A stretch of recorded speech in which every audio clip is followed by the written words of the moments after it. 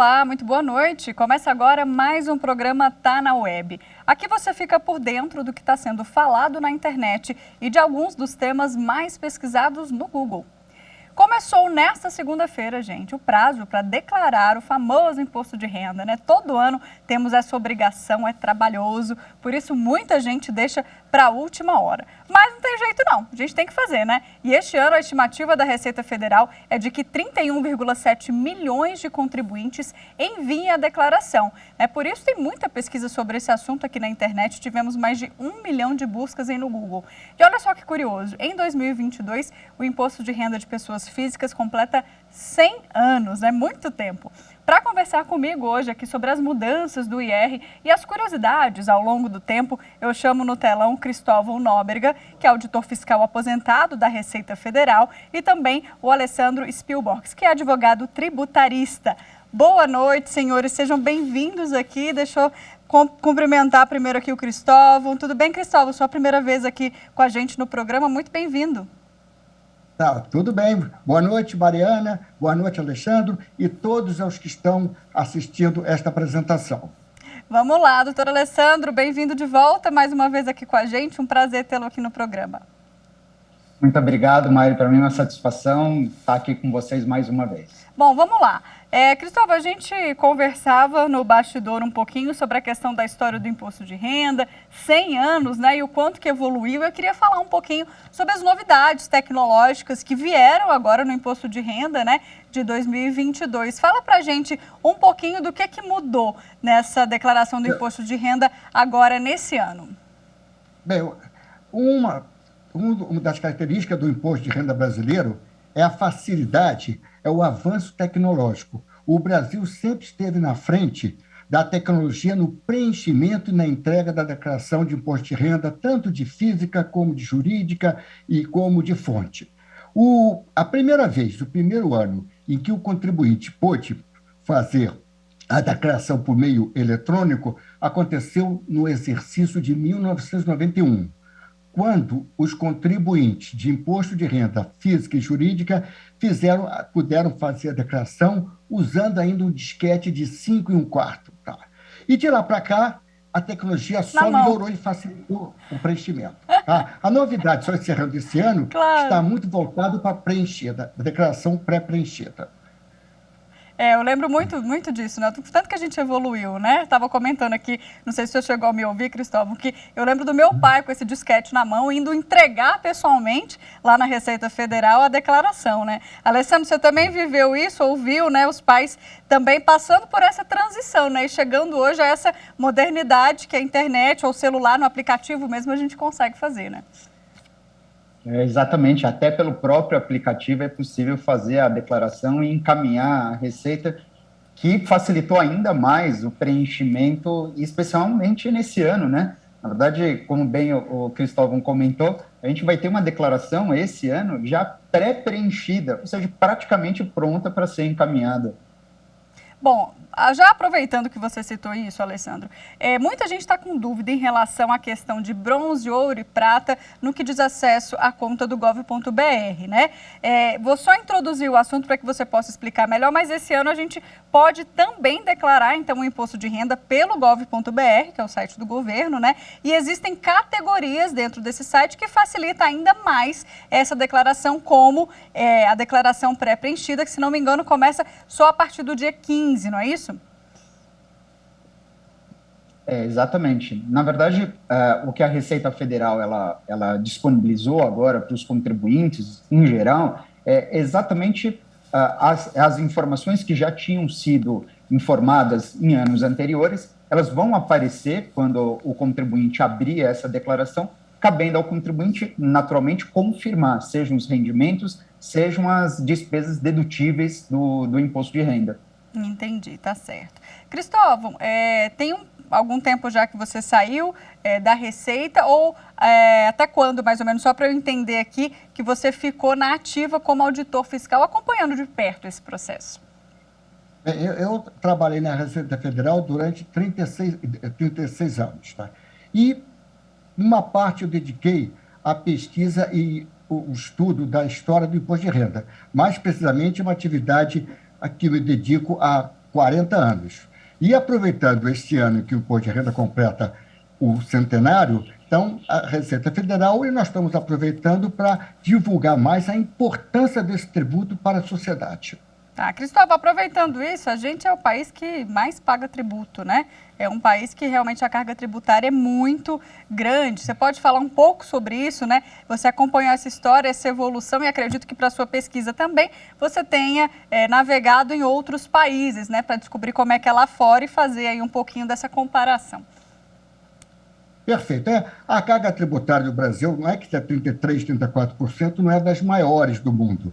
A questão é que ela é cobrada muito do imposto sobre o consumo e pouco sobre o imposto do patrimônio, que são 6 impostos do patrimônio, segundo a Constituição, e também cobrado muito pouco do imposto de renda, sobretudo do trabalho. Então, não é questão de ser muito alta, é que ela é cobrado muito justamente na tributação indireta, quando devia ter uma força maior na tributação direta, que são os impostos sobre o patrimônio e a renda, como acontece nos países mais conhecidos do mundo. Ah, perfeita a sua explicação. Eu imaginava que a gente estivesse aí no ranking dos países que mais cobrassem, mas na verdade é a forma, então, que a gente paga esse tributo que deveria ser revista, né? Doutor Alessandro, concorda aí com essa colocação?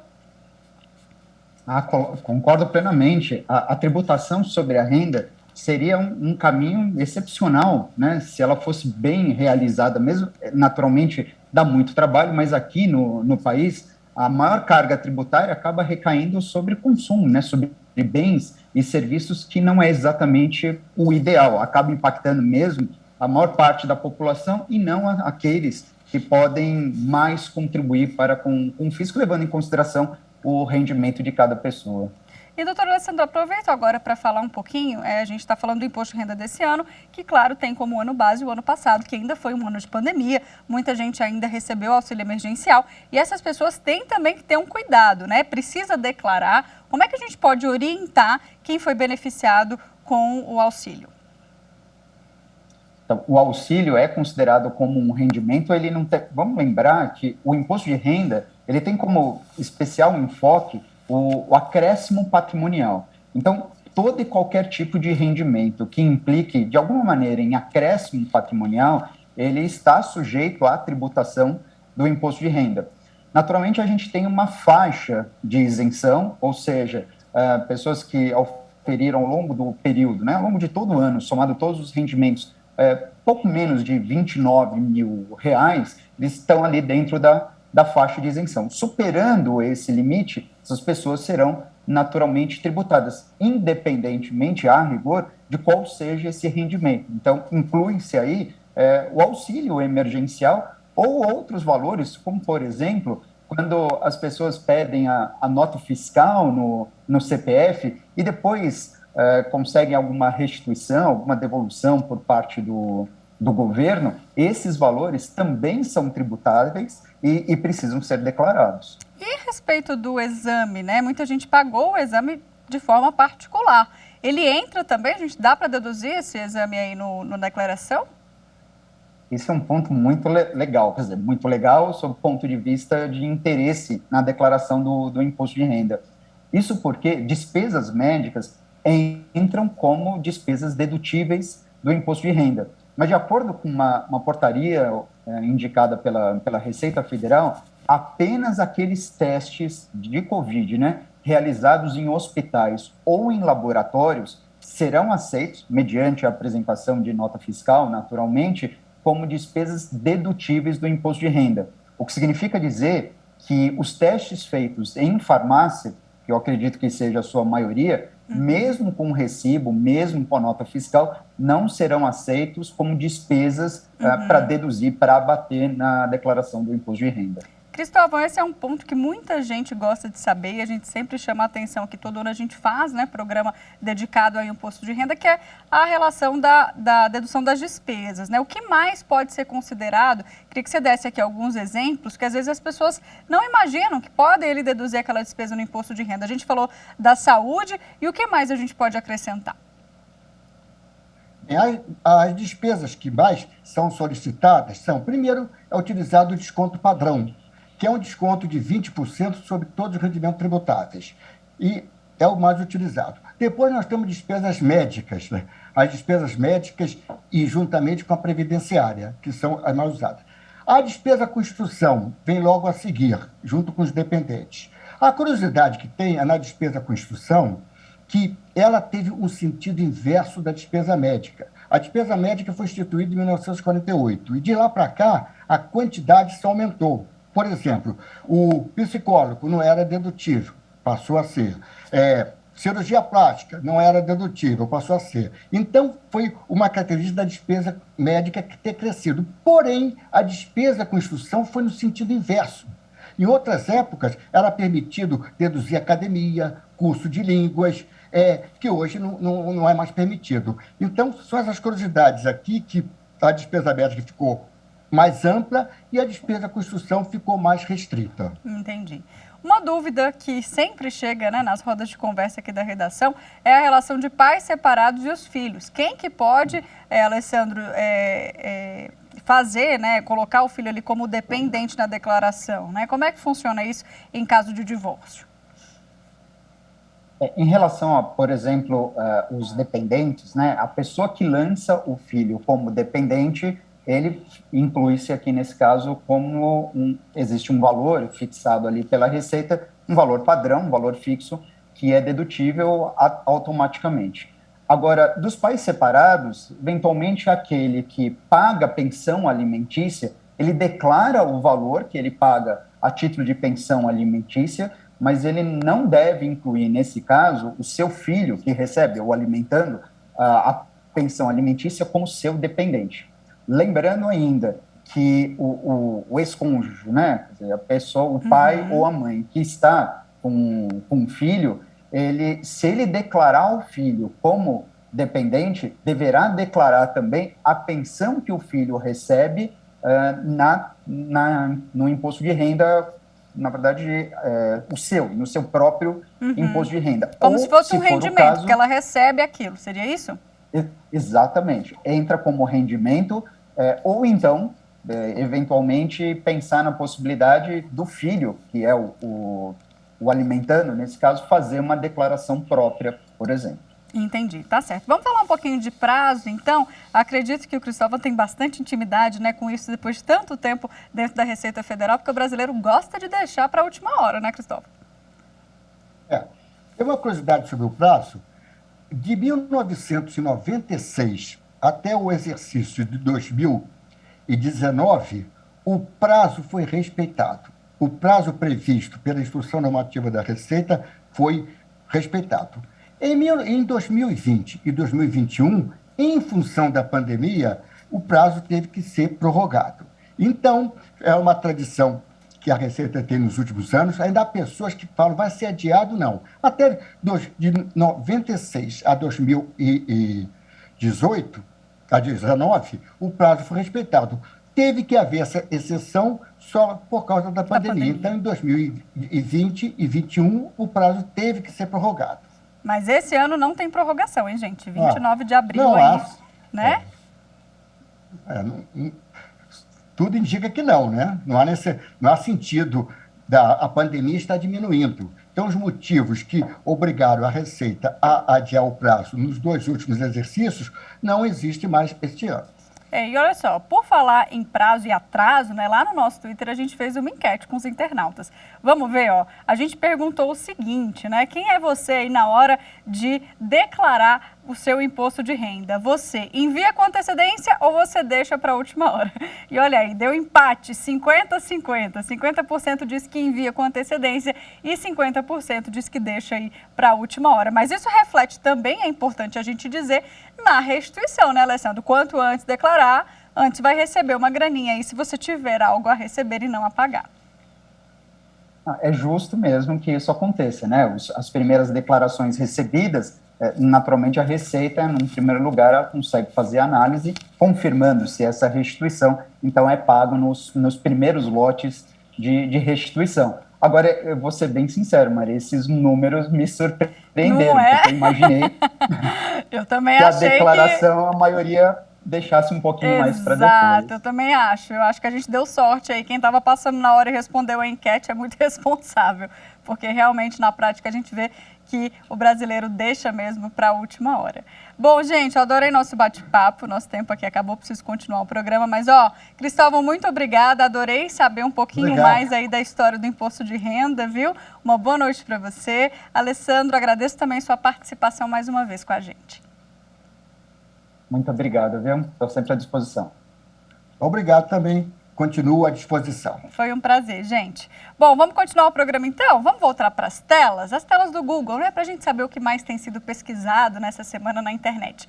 Vamos acompanhar aqui comigo. A gente começa com valores a receber, né? Que teve mais de 2 milhões de pesquisas, porque segunda-feira o Banco Central liberou aí o agendamento de saques. Esse agendamento é para quem nasceu até 1968 ou então para empresas abertas antes desse ano. Então, se você tem uma graninha aí, pode agendar o saque até sexta-feira, dia 11. Não perde o prazo, mas se perder, tem uma repescagem no sábado, tá? Mudando de assunto, o FIES, o Fundo de Financiamento Estudantil, também esteve aí entre os destaques da semana. Ontem começou o prazo para as inscrições e esse prazo vai até sexta-feira. São mais de 66.500 vagas e o resultado dos pré-selecionados já vai ser divulgado na terça que vem, bem rapidinho. Nessa semana também começou o pedido de refinanciamento da dívida estudantil para quem entrou aí no FIES até 2017. Vale a pena renegociar, viu? Os bancos podem dar até 92% de desconto e esse saldo devedor pode ser parcelado em até 150 vezes, a depender aí da situação do estudante. E ontem, para a gente fechar dia 8, foi o Dia Internacional da Mulher. Eu vou aproveitar aqui que a gente ainda está na semana, deixar o meu abraço e minha admiração por todas as mulheres que se desdobram para enfrentar esse mundo ainda tão desigual e cheio de preconceito, né? Dia 8 é símbolo da luta das mulheres por seus direitos. A gente vai agora então para um rápido intervalo. Não saia daí, no próximo bloco tem mais informação.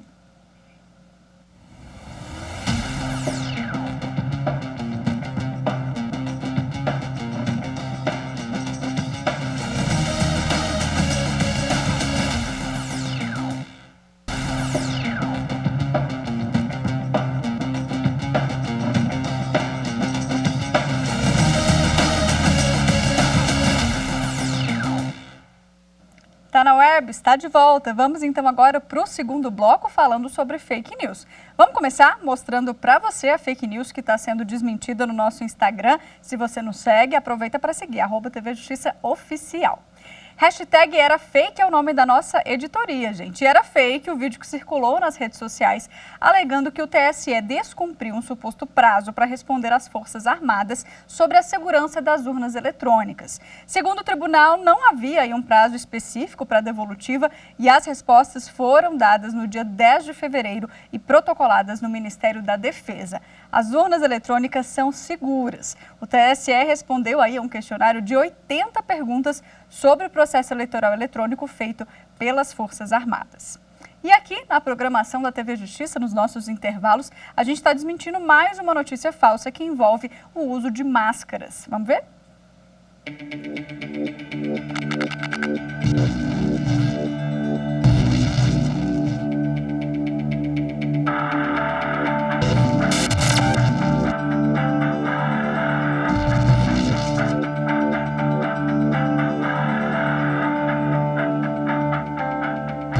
O uso de máscara não traz danos neurológicos nem a curto e nem a longo prazo. A máscara ela não forma um circuito fechado, então existem as trocas gasosas normalmente, certo? Então, a pessoa continua eliminando o dióxido de carbono e recebendo oxigênio de forma adequada, sem causar nenhum dano, seja neurológico, cardiológico, pulmonar. Inclusive, durante exercícios e atividades físicas, ela também é segura.